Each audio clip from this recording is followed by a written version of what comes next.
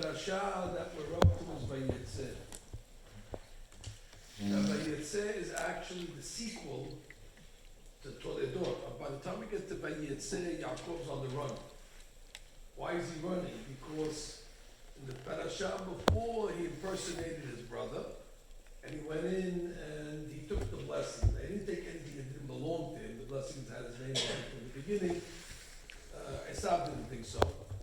And as a result, Esav threatens to kill Yaakov, and therefore Yaakov has to become a fugitive, and he has to run away. I want to pick up the story first at last week's parasha, so we'll try to do two birds tonight with one stone. So the pasuk comes along and says that Esav is getting old, Yitzhak is getting old. Vayi ki zaken Esav, v'techena einav, and his eyes were failing. And the pasuk says, he writes, Lo yadati yomoti. So I don't know how long am I gonna live. So he calls Esav, and he says, prepare for me some game, so I can bless you. And then the Torah comes along and says that he asks for shnei gedayer izim, 2 goats, so that she right away is shocked. V'chi shnei gedayer izim hayam ma'achalo shel Yitzchak. I mean, does the tzaddik eat 2 goats? I mean, even the guy that gets the 20-ounce, Delmonico on Wednesday nights, but there's a limit. This is 2 goats. That's a lot for a tzaddik to eat. It's that borderline's gluttony. So that she's coming along and saying, "What kind of tzaddik is this?" So she answers surprisingly, "No, Pesach hayah. It was Pesach. This is amazing. It's Pesach before there was ever a Pesach. We thought Pesach happened when the Jews left Egypt. But that's if you have to wait for today's newspaper. But if you have the newspaper before it comes out, so you're talking about, I know Pesach already. That means the night itself is energized with the kohot and the mitzvot. The event is just to connect the mitzvot to an event. But you don't need the event. The mitzvot have a intrinsic value on their own. I think we learned that Avraham Avinu kept Pesach. And we learned that Lot served his guests matzot. So Pesach was around way before Pesach actually materialized at the Yetziat Mitzrayim. So was Pesach. So what does the tzaddik need 2 goats for Pesach? One for the Korban Pesach, and one for the meat that's eaten before the Korban Pesach, because you have to have it on a full stomach. Very nice. That's what Rashi says. And he quotes from Pirkei D'Rabbi Eliezer. So it turns out that this night was a monumental night in Jewish history. The night that Yaakov Avinu comes away with the blessings, which actually has energized our people until the present moment. It was a noted day on the calendar. It was a holiday, Jewish holiday. It was a night of Pesach, which might explain, says the Gaon of Vilna, why this event is actually alluded to in the Haggadah of Pesach. If you make it to the end of the Seder, after the Bar Kosor, so you get to the section called Niritzah, where there's a bunch of jingles that we sing, favorites. Happy Yodeya, and then we do it in Arabic if you know it. And then we get to the Had Gadya. Says the Gaon of Vilna, Had Gadya is 1 goat. Had Gadya is 1 goat. 1 goat plus 2 goats plus 1 goat is 2 goats. That's the Shnei Gedayer Izim. So he says we sing the Had Gadya in order to commemorate that it was on this night that the Shnei Gedayer Izim was ordered by Yitzhak Avinu, and ultimately he gave the blessings to his son Yaakov, which is us. Now the blessings of Yaakov are very significant. V'yiten lecha Elohim mital hashamayim. Now normally when we bless the blessings of Shamayim, usually it's rain. Kiryat Shema. We talk about Matar, Geshem. Here, it might be the only place. I didn't double check this, but here it says, "V'yiten lecha Elohim." God should give you, Jacob, mital hashamayim, the dew. Says a great rabbi called Radal, Rabbi David Luria, in his commentary on the Midrash. Well, it's the first day of Pesach, and what do we do on the first day of Pesach? Moridatal. That's when we transition from Mashiva Ruach to, so therefore, it's the day of Tal, and therefore, we're done with Geshem. So Geshem is behind us. We don't want to have a rainy spring. So therefore, V'yitem Lechalim Vital Hashamayim. So I said to myself, well, hold it. If it's Pesach, and we have Korbanot, and we have Shulchan Orech, that's the meat before the Korban Pesach, so we need matzot. I think I have a seder without matzot. So I looked at the parasha to try to locate if there were indeed matzot at this event. Well, I know there has to be, so I wasn't surprised to find it when the pasuk says that Rivka prepares the mat'amim, the delicacies, and then she gives it to her son. So the pasuk says, and I quote,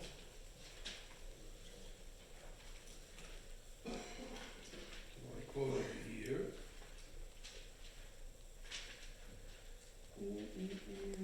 If you look at pasuk, I guess Yud Zayin, ותיתן את המטעמים, and she gives the delicacies, ואת הלחם אשר עשתה. הלחם. Now, whenever you have a hair in front of a word, that becomes the definitive article. That's the hair distinction. So she made bread, but she didn't make bread. She made The bread. the bread. Now, what is the bread if it's Pesach? Well, the bread is called matzot. So not only was there matzot, but it seems that Yitzhak Avinu ate Erev Pesach matzot. So that's when you see an early source for that special matzot that's baked on Erev Pesach. So we have Korban Pesach, we have wine. Haroset I wasn't able to find. The maror, I guess that's Esav. But we need now wine. Well, the pasuk says that when he comes in, Yaakov Avinu, vayagesh lo vayochal, and he gives Yaakov Yitzhak Avinu to eat, vayabe lo yayin vayesh, and he brings him wine. So you start to see in the parasha that outside of some Barton's candies, we have all the important essentials in order to have a seder. This over here is very, very significant for us because there was a great rabbi called Rabbi Eliyahu Kohen from Izmir. He wrote a book called Shevet Musar. He also wrote a book called the Nasha Itamri. And Rabbi Eliyahu Kohen says like this: when Yaakov Avinu receives the blessing and then he leaves, so who enters? Esav. And he's got the food with him, and he's coming in to get the berachot. And the rule was, feed me and I will eat, and after I eat, I will bless. So Yaakov Avinu walks out, Esav walks in, and Yitzhak says, Ba ahika b'mirma. Your brother came b'mirma. So the Targum explains b'mirma b'chokhmah. What is b'chokhmah? Clever. He was very, very, very smart. Usually when you say b'chokhmah, it means chokhmat Torah. He used a clever rule in the Torah to outsmart you. Says Rabbi Yaakov, which rule? Well, the rule is that after you eat the Korban Pesach, that's the Afikoman. And you're not allowed to eat anything after the Afikoman, as we say, En maftiri machana Pesach, Afikoman. So he says, well, he fed me the Afikoman, so even if I want to eat your Korban, I can't, because I'm done. And therefore, that's the Mirma. And he says, if you take the word b'mirma, it equals 287, the exact numerical value of the word afikoman. B'mirma gematria afikoman. So therefore, he said that was the chokhmah that he employed over here. Yeah, that's it. I'm done. Now I said to myself that this is a very significant night because it's the night of the Seder. Yitzhak Avinu's holding the night. So I said to myself, in our Seder that we make, shouldn't we have a commemoration of Yitzhak Avinu's Seder where he gave the berachot? So I looked at that and I found Yitzhak's name mentioned once. Ba'eteno et Yitzhak. Well, it's mentioned, by the way, nothing major. However, if you remember that at the beginning of the Seder, we take 3 matzot, and we take the middle matzah, and we break the middle matzah, and that matzah becomes the afikoman that we hope we'll find at the end of the Seder. Now, which matzah? The first matzah is Keneged Avraham. The third matzah is Keneged Yaakov, and the second matzah is Keneged Yitzhak, which is, it is the matzah of Yitzhak that we break the afikoman, specifically in order to hint to us the birma, that chokhmah that Yaakov employed. So that the Yitzhak ate the afikoman, and therefore was not able to eat the second Korban Pesach, and therefore, because of a halachic rule, he was limited, and therefore the Meracha remains by Yaakov. So that, I thought, is some interesting tidbits coming from last week's Parashah regarding the first Seder on history. Now, I will point out that there is an old custom that brought down in the books of Minhagim, that on the night of the Seder they put aromatic flowers on the table. Where did they get that custom from? Because when Yaakov walks in, what does Yitzhak Avinu say? He says, "Le'er reyach beni." He says, "Wow, I smell a fragrance of paradise, of Gan Eden. Reyach beni." And the Baal HaTurim says the numerical value of the word reyach is 218. And the numerical value of Pesach is 148. But he doesn't say that. He says actually Leil Pesach. Leil is 70, so 148 plus 70, 218. And therefore he says, he's hinting that this is Leil Pesach, and therefore Leil Pesach, the night of the Reyach. And therefore the custom is to have the aromatic flowers. But furthermore, the Mefarshim say that we have over here the original Seder. It's done on this night, which is earmarked for the Jewish people as the night that we received the blessings. So therefore it becomes one of the most significant nights in Jewish history. That's last week. So once already Pesach is in the air, I said to myself, so if they're commemorating the Seder, when did the event happen? When did the story of Mitzrayim happen? So you're going to tell me, Rabbi, you got to wait till Sefer Shemot, Va'iran Abod, V'Shalach. The Ramban reminds us that Ma'aseh Abod Siman Labanim, that whatever happens to us was pre-lived already by the Abod. So when you learn the stories of Abraham, Yitzhak, and Yaakov, you have to learn them in a microcosm, and eventually their private stories are going to become our public history. That's a very important rule when it comes to studying Sefer Bereshit. You cannot learn the stories of the Avot in a vacuum, as if it's a story that happened once in a lifetime to them, and therefore it's history, meaning his story. No, his story becomes our story. And therefore you must connect the dots. You always have to say, well, it happened to Abraham. When did it happen to us? When did this event of Yitzhak materialize into the Jewish people's story? It's almost as if you would say that they were the dominant genes of the Jewish people.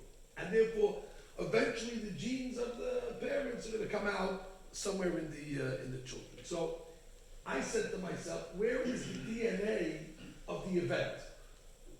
So I said, well, if the Seder was in Toledo, must be the event.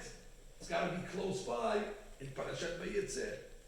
Well, I'm sorry to tell you, I looked in the whole Vayetzeh and it doesn't say the word Pesach, not even once. Although, at the end of the Parashah, it tells us that there's 148 Pesukim in the Parashah.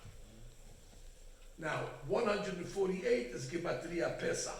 So therefore, there might be an illusion that they're telling us that somewhere in this Parashah you're going to see the DNA and the origins of the holiday. Well, let's see. We have over here a story of Yaakov Avinu. He's running away. He's leaving Eretz Yisrael, and he goes to Galut. And the Galut that he goes to is not Mitzrayim necessarily, but he goes to a house of Lavan, and initially he's accepted very, very hospitably. Vayharek lo, vaynashek lo, he hugs him, and he kisses him, and he says, yeah, you live with me, we're flesh and blood, and if you want to work for me, of course I will pay you. To me, that's reminiscent of the attitude that Paro had when we came into Mitzrayim. He let out the red carpet originally, and he said, please, the fat of the land is yours, and if you work for me, you'll get paid. And all of a sudden, the Laban that had such a kind face very quickly turns into Laban, the tyrant that tries to kill Yaakov, and Yaakov eventually becomes a slave to Laban. How do I know that? Mitzutat David says he worked for 20 years. Now the first 7 years was for a wife. The second 7 years was for a wife. The last 6 years, he's an Eved Ivri, and an Eved Ivri works for 6 years. So Yaakov Avinu goes down to Galut and becomes an Eved. Well, that's the DNA, that the Jewish people will go down to Galut and they will become Abadi. And the taskmaster, which means the one that is putting them in bondage, will be very hospitable in the beginning, and then at a certain point, the Avodah that started as Perach, soft-tongued, would turn from Perach to Parech, to backbreaking labor. So that would be the correlation between Laban and Paro. Now, it goes even more if we're looking for these connections. So he works, and after he finishes working, he says it's time to leave. So Laban and Yaakov Avinu are going to have to make a settlement, and then Yaakov will make his way out. And the Pasuk says that, I look for words that are similar in the two parashiyot. So he comes along and he says, if it wasn't for the God of my father, and if it wasn't for my grandfather, after all this work that I worked for you, you would have sent me rekam. I would have came out empty-handed. But in their merit, I'm coming out now a wealthy man. But Yaakov was concerned that he might leave rekam, but he made sure that he didn't leave rekam. And if you look at God's words when the Jewish people are going down to Egypt, "V'haya ki telechu lo telechu rekam." You're not going to go to Egypt. And why is that so? Because Yaakov Avinu ensured that just like he didn't leave with that exact word rekam, so you're not going to leave either. So he leaves. Now watch the Pesukim. The Pasuk comes along and says, he starts to make his way, and the Pasuk writes, good stuff.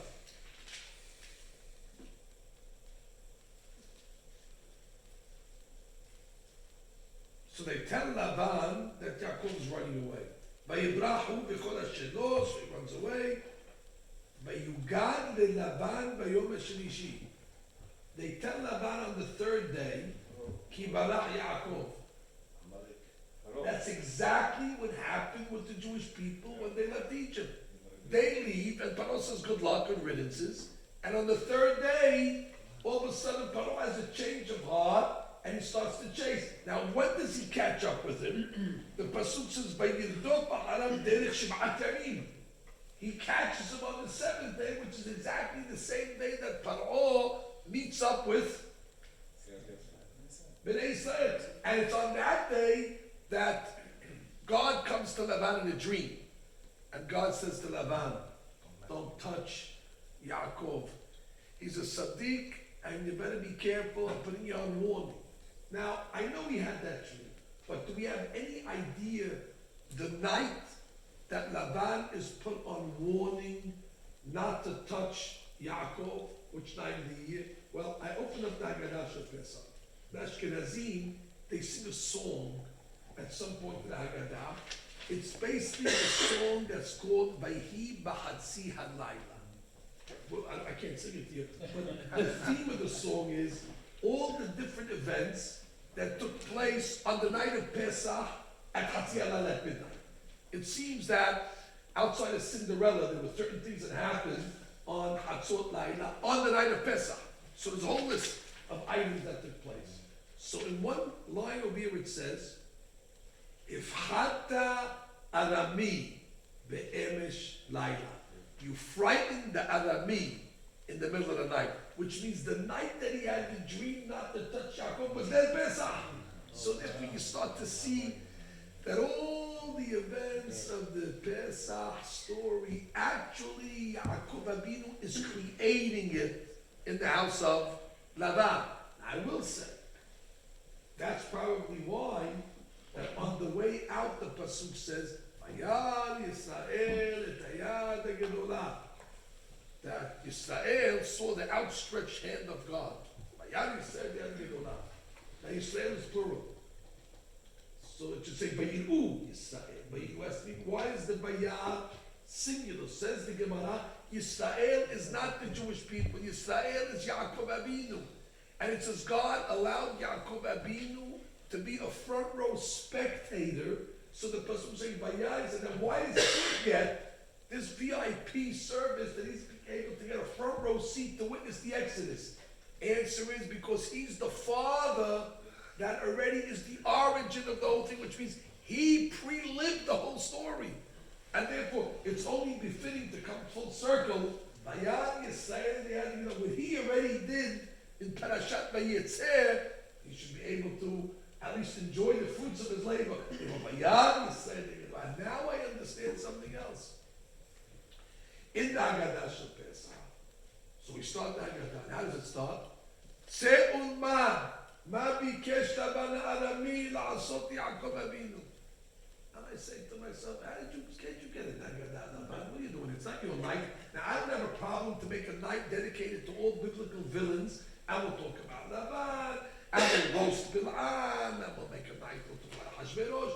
But tonight is the night that's dedicated to roasting Paro. And how does the night begin?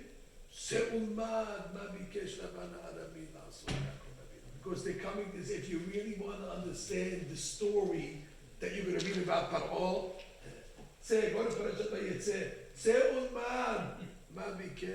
go learn the story of Yaakov and Lavan, and there you're going to see the origins and the roots of this episode.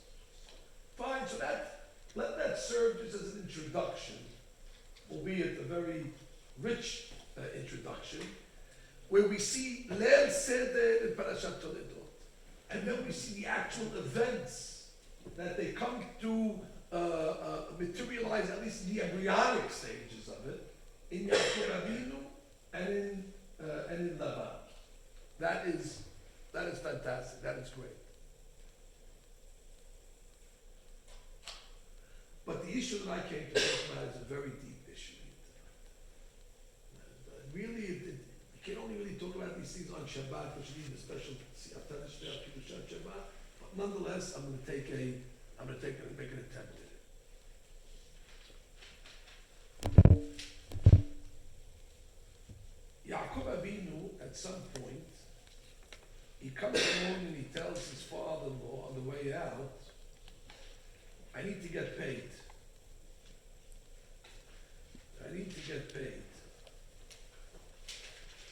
So he says, listen, you have to give me a compensation because when I came down to you, you didn't have too much. You were a poor man, Lavan. And the language of the pasuk is, and I'll quote you, "Ki ata yada'at et avodati asher amaticha."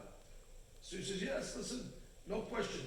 Since you came to my house, God has brought blessing. Interesting. When Yaakov comes down to Laban, he brings an instant blessing. And when Yaakov comes down to Egypt, the famine ends. So therefore the blessing is brought by Yaakov in both the original story and in the story of Mitzrayim. So Yaakov Avinu says,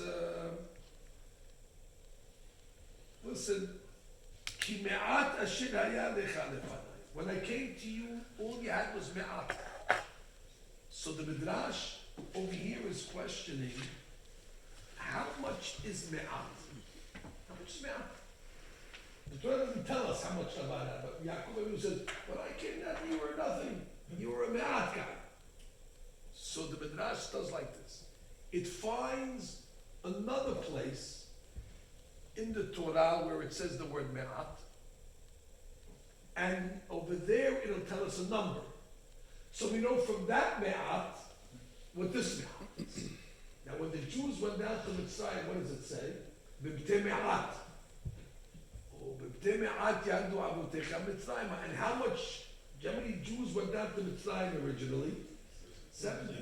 Also the Midrash comes along and says, so therefore we know how many sheep did Laban have initially when Yaakov came down? Me'at, 70. That's very nice. 70 sheep, 70 people.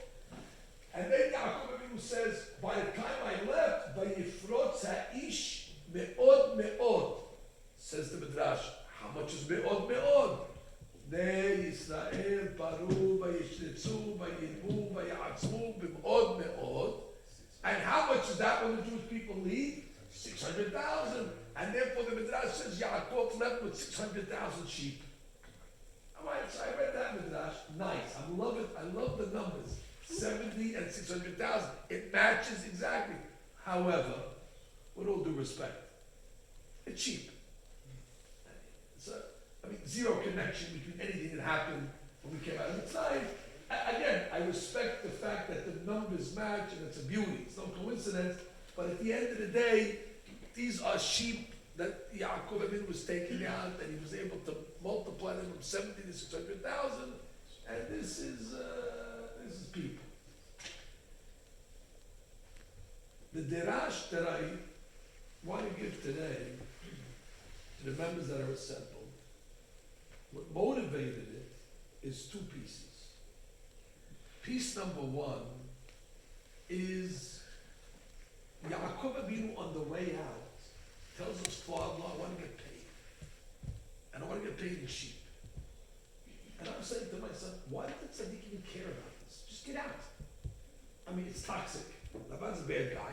You're worried about money. Your grandfather, by the way, when he was owed money by Sidon, what did he tell the guy in Sidon? Keep your money, I don't want a shoelace.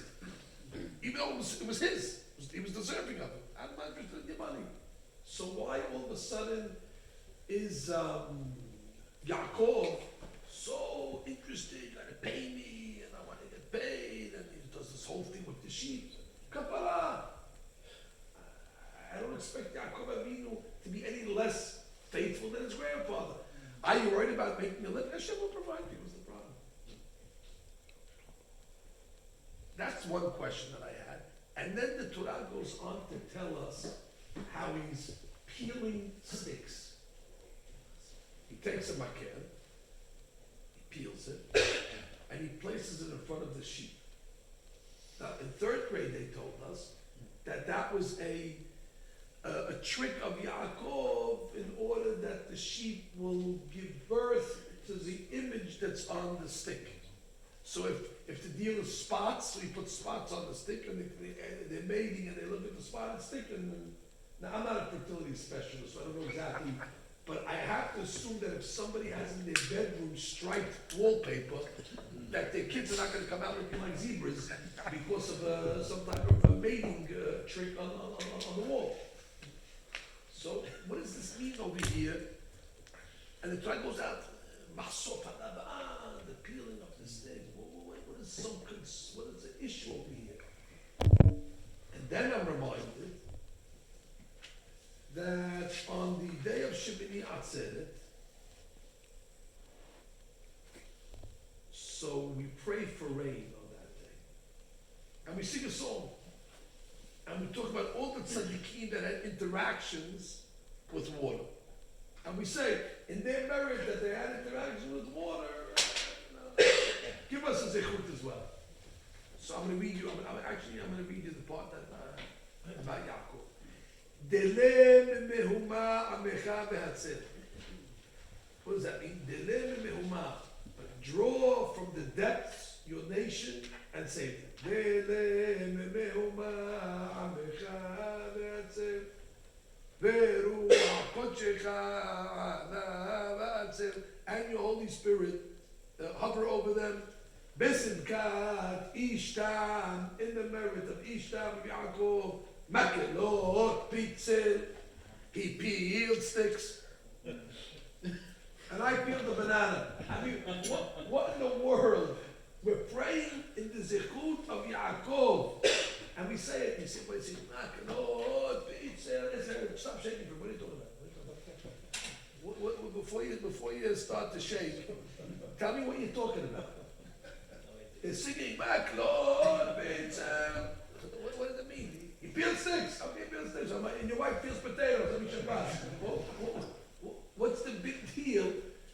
I didn't know on the list of great things that Yaakov did in his life. If I asked you to list 100 great things Yaakov did, I promise you none of you are writing Makalot B'Itzel. 99 of you wouldn't even know that he did it, and the one that knows that he did it is not going to put that on the resume of your oh, he's got to peel the sticks. But guess what? We're wrong. And the song is right, because the song is telling us that item should merit us to have rain. What's the secret of Makalot B'Itzel? So I bring to your attention the beautiful introduction, and if we came for nothing else, just for this, Dayan. Oh, it's another Pesach. There was a great rabbi called Rabbi Menachem Rikanti, or Rikanati, depending how you say it. And the Rikanati, in his introduction to the story of the sticks, he says the following. This is golden language. Kibaro da'aticha. He says, I told you already, kama pa'ami. Sodot niflaot b'sipurei ha'Torah kedosha. There's a lot of secrets in the stories of the Torah, in the narrative versions. She'en mi yuchal lesaper shebach ma'alata v'setareha. They're so deep, these stories, nobody really can plumb it to the depths to know exactly the secrets. V'gam ki nimsi'u sipurim b'Torah, even though you'll see some episodes in the Torah, v'domim she'enam letzorech v'to'elet. You're going to say, well, what's that to tell us this over here for? And he's specifically referring to the story with Yaakov, with the sheep. So many Pesukim talking about it. Why does that make me a better Jew? How does that change my life? Why is that important? But he says, guess what? The guy that got that aliyah had to make Birkat Torah before he got that aliyah. Which means it's just as much as Torah as every other part. Which we didn't tell the guy who got that aliyah, we didn't tell him, oh, it's a story. We don't even know what the story is. No, just Safek Barachot. Hashem. Don't say Hashem, we're not too sure if this really means anything. He says, no, Ushe'anu korim b'Torah, anu mevarchim ala sipurim hahem. We make a beracha on the stories. V'chayei olam nata b'tochenu. Kemo parashat Anuchi Hashem Elohecha. There's no difference between the stories and the 10 Commandments.